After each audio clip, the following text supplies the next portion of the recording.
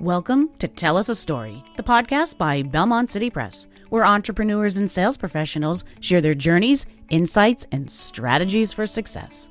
In each episode, our guests reveal how they've overcome challenges, established their brands, and leveraged their stories to promote their businesses so you can too. I'm Red Hilton, your host for this episode.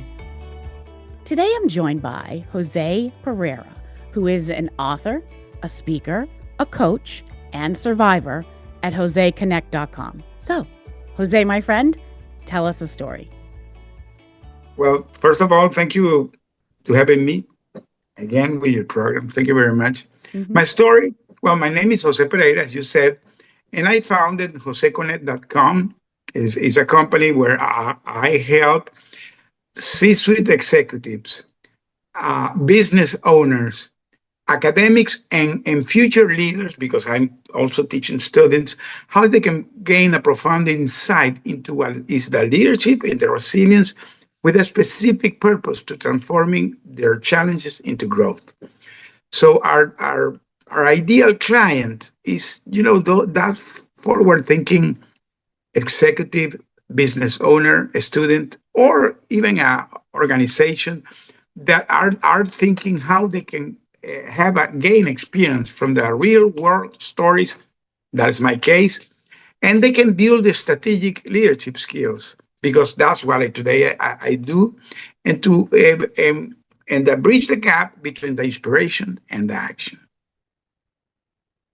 That's amazing. And you truly do bridge that gap between inspiration and taking bold action. So you have what can only be described as an extremely profound and inspirational and, dare I say, motivational story of resilience. So if I were to say, what was your journey from getting from, where you were to Jose Connect and where you are now? Walk us through what that was. Well, that's a very good question, because I did my career in the oil and gas, and I really never thought to be sitting here today doing what I'm doing today. But there was this journey that transformed my life that made me think that first, after my experience, that we're going to talk a little bit after what was my experience, but after that experience that I lived, I decided not to go back to the oil and gas like I could have done. I decided to become a leadership and resilience coach, because that's what my journey led to. And that's why I decided to create this company to help others through my journey, through my testimony. Talk to me about how resilience has played a life in your, an action in your, your journey, and talk about what brought you here. Well, resilience for me is everything, because that's what I had to test during 5 years. Because what brought me here is that in November, late 2017, I went through an extreme situation after 35 years in the oil and gas, being very successful in oil and gas. I went through a situation. I was called to a meeting in Caracas, and that was an ambush, and I became an international hostage during the next 1,775 days, 5 years.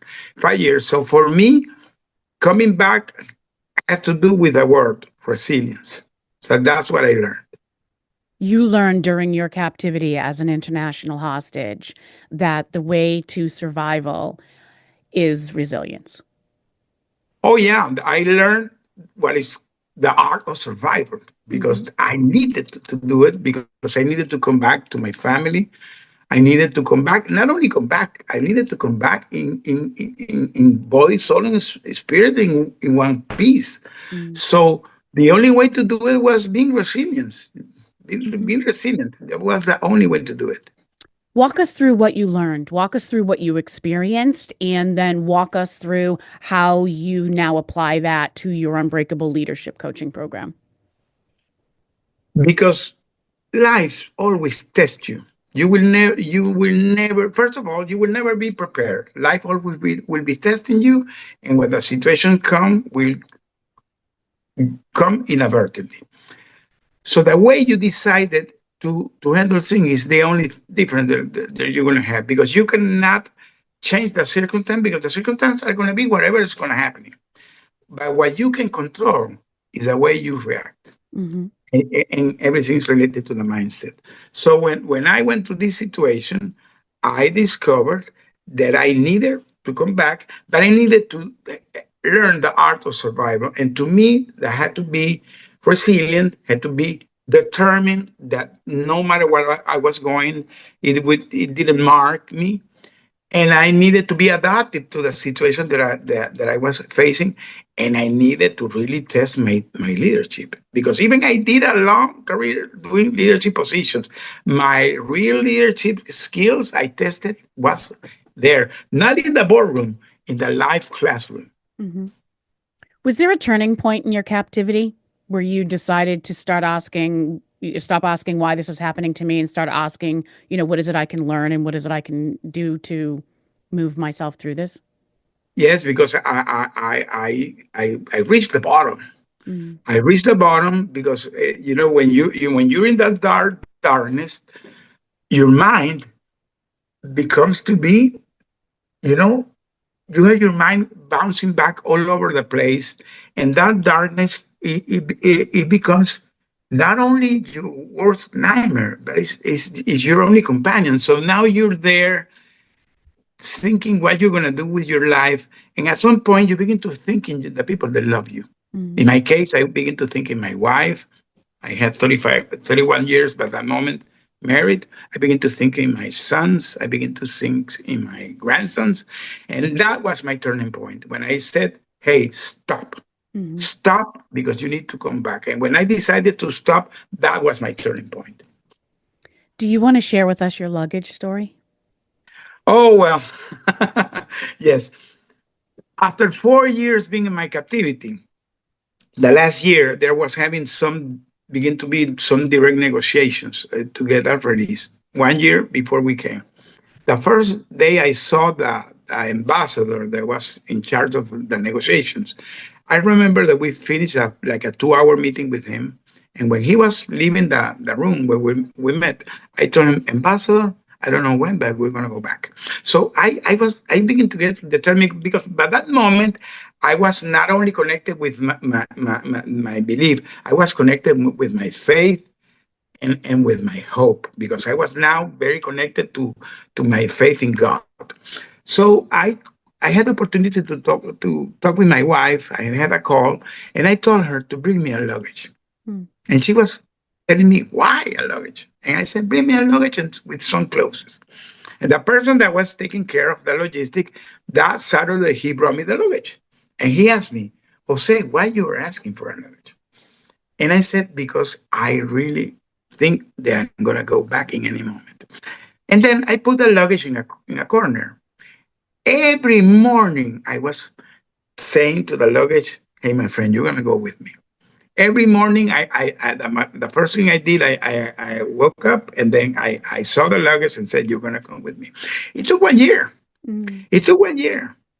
1 year every day saying to the luggage that I was going to come back. But the day that I come back, I came back with that luggage. So for me, there is a metaphor behind the luggage, because sometimes you carry is a big luggage in your shoulders. But I decided to give that big luggage was to God, and Mm-hmm. I had this carry on, very light carry on, that for me became my dreams. Mm-hmm. It became my anchor.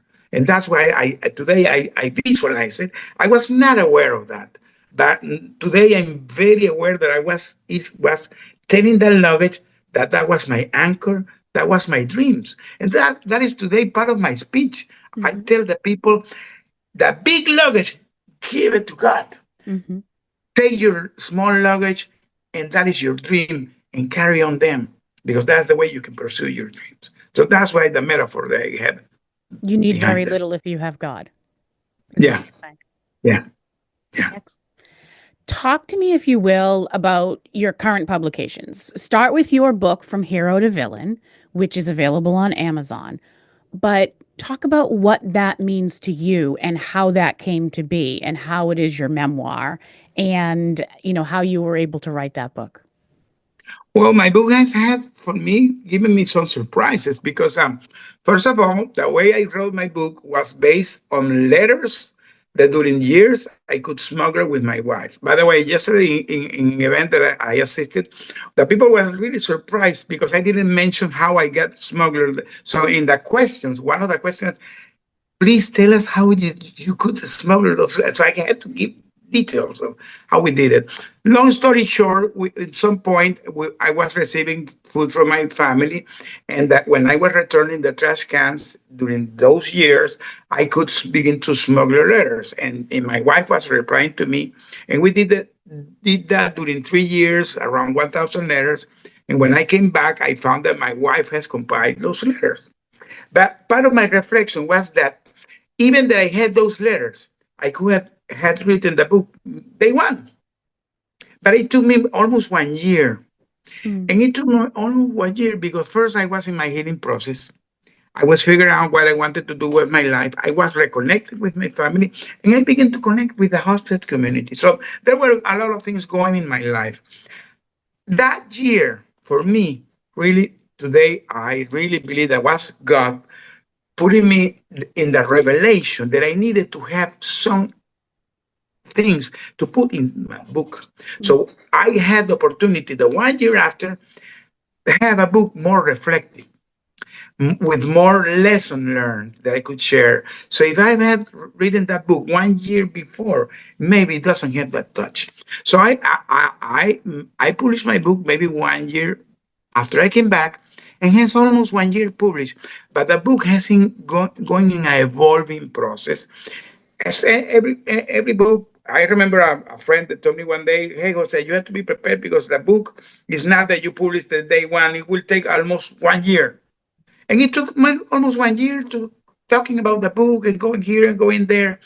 And I begin to receive more and more reviews and more reviews. Today I have more than 400 reviews, beautiful reviews in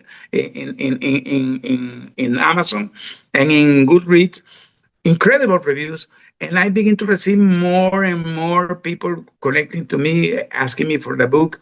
And the most surprise was when the book get this award as a true story memoir that I went a couple of days ago to Phoenix, Arizona, and it was like a Hollywood style celebration. My wife was really enjoying that event. She felt like A a movie star. Hollywood star. Yeah, and the red carpet, was beautiful. The event was really beautiful. And something that really, really, really surprised me, people giving thanks to God Hmm. about their journey. People really, really giving the credit to God about how they had transformed their life and how they were there telling their story, giving awards because of God. So for me, it was a real surprise.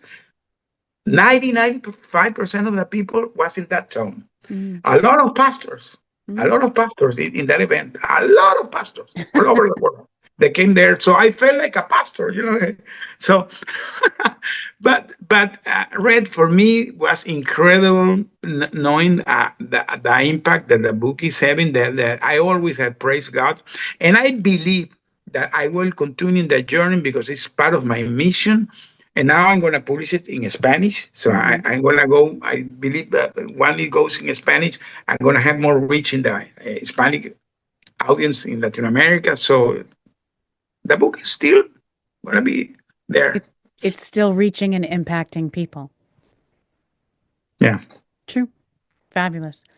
So, talk to me if you, and also you have one more publication that you have because your Unbreakable Leadership coaching program, you just published a companion workbook for that. So, anyone that is looking for someone to help with their own resilience or their leadership coaching or their C-suite, executive coaching, you now have a coaching program at joseconnect.com, and you have a workbook that helps them walk through that, your different modules and everything else. Talk to me about that because I think you're going to be walking through some students soon, one of your modules, correct?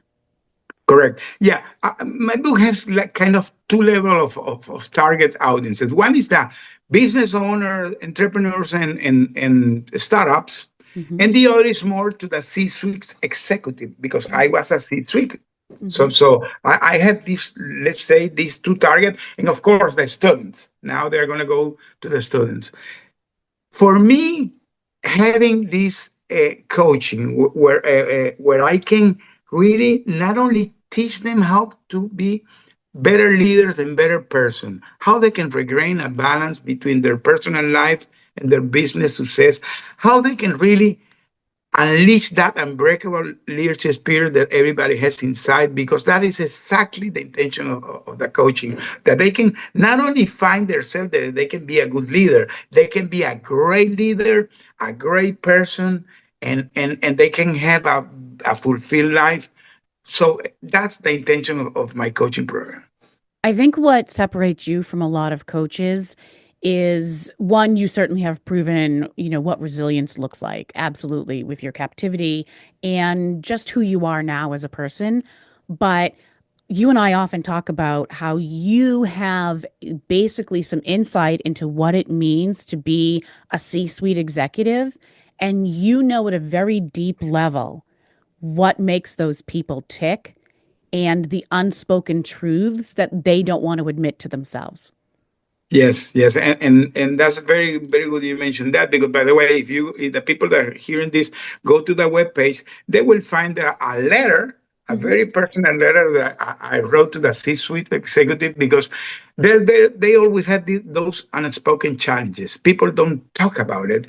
It's very common because I was there. Mm-hmm. I was there. That you are climbing the corporate ladder, you're being successful in your corporate career, but when you go to your house, you're miserable.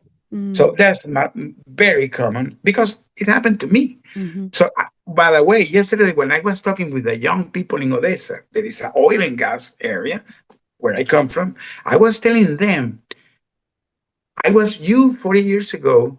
I was 40 years ago sitting in that chair, hearing a guy that is here, that is me, and I was full of dreams. But I told them, never forget that I believe that you want to have a wonderful career, you want to raise a family, but don't disconnect that from your life, Yeah. because that unfortunately happened to me. So today, for me, is a passion. Try to guide them how they can reconnect, how they can regain that balance, because when you regain that balance is where you really can say that you are successful. Right. Success and having a successful career is And successful life. nothing if you don't have a successful life. That's how you Yes, have. Yeah. successful career, successful life. You're done. You're great. You're Yeah. successful. Yeah. That's very impactful. Yeah. So anybody listening can visit joseconnect.com and go to the C-suite coaching, but there's a special letter there for C-suite executives because you do have that insight that a lot of coaches do not, because they don't come from the C-suite executive sphere. And there's this great quiz, the leadership quiz. There is many people has taken that quiz and they love it. I So have you got So you have an wonderful. unbreakable leadership quiz on your website, and basically it asks people a bunch of questions and walks them through the different types of leadership styles they would have. And I think oftentimes, would you agree that people need to recognize who they are and how they conduct themselves? And that's the sort of the Mason Dixon maybe of where it is that you can make your changes. If you know who you are and who you want to be, Yeah. then you can make some good changes in your life. Can you speak to a little bit about the different types of leaderships? Well, you can have, for example, a purpose-driven leader, a forward-thinking leader, a servant leader, a visionary leader, autocratic leader, very common, autocratic leader. There are many characters of leader, but for me, really, one of the most important things in the leadership, and something that I really very strong, is the human side. Yeah. The secret sauce of a great leader is that connect in the human side. That is a secret sauce. Hmm. Great. So anyone can go there and take your quiz and get an idea of who they are and some helpful hints on how to improve. Yes, yes, of course. Jose, if I were to ask you, what is your Monty? So, as you know, Monty is our mascot here. He's sort of that beacon of all things inspirational and educational. So, do you have a Monty, a phrase or a mantra or a story or an experience that you could share with us that we could learn a lesson from you from? When you made me the question, I remember that the first time I was with you, I remember that I believed that I said never give up, never lose hope, and I still believe in that. But for me, when you ask me today that question, that my motto is nothing is impossible if you walk with the grace of God. Hmm. That's my Can, motto today. can you give us an example of when you walked with the grace of God and you made it through something maybe you didn't think you would? Well, my life, today I have my testimony. If anybody wants to hear my testimony, you can do two things. You can go to my webpage. I did my testimony in my church, and today I did my testimony in the podcast with my pastor.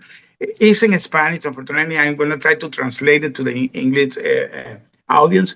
But if you hear me talking, you will find why today for me everybody that wants to be successful has to walk with the grace of God and never will be impossible because he makes the impossible possible. Excellent. So remind us again where people can find you. Your website, you're on Instagram. We'll put the links in the show notes, but let us know where people can find you. My webpage is joseconnect.com, very easy, joseconnect.com. If anybody wants to connect with me, joseconnectonline.com. That's my calendar. And my Instagram and my Facebook and my LinkedIn, you can take it from there, from my webpage. And my YouTube channel, by the way, my YouTube channel today is hitting the 20,000 followers. Today. Amazing. Amazing. 20,000 followers. Congratulations. Yes, yeah, 20,000 followers. So, And the trailer of my book is heading to the 100,000 views. wow. Yes.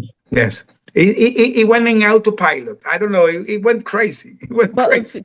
I think because you are very magnetic in your personality and knowing what you've been through and how you are today, I think that is definitely something that people want in their lives. Well, thank you. Thank you. And thank you, the people that are hearing me and follow me and connect with me. I'm here Absolutely. to help. If I gave you 60 seconds to tell us a story, what would the world learn from you? Well, I was a guy that I learned in a hard way things in life. I went through a extreme situation in my life, but the resilience, the mindset, the reconnection with my family, the regaining balance in my life, and the connection with God, and with the faith, and with the hope, and finding my purpose, my calling today, that made a total change in my life. And I'm not gonna say that I'm happy what happened to me, but I really am happy the lesson I have learning. Then and today for me this is a calling. This for me is a movement that I want to continue to grow because I believe as much reach that I will have, I will be spreading this message as much as possible. Things in life can be done. He makes the possible impossible. Absolutely. I'm glad you're here. I appreciate your time. It's extremely valuable, and I hope I honored that here today, Jose. Thank you. Thank you, my friend. To our listeners, if you have a story to share, visit tellasastorypodcast.com.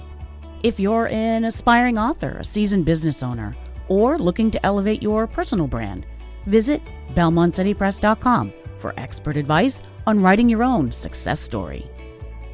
Trust the next chapter because you are the author. Now, tell us a story.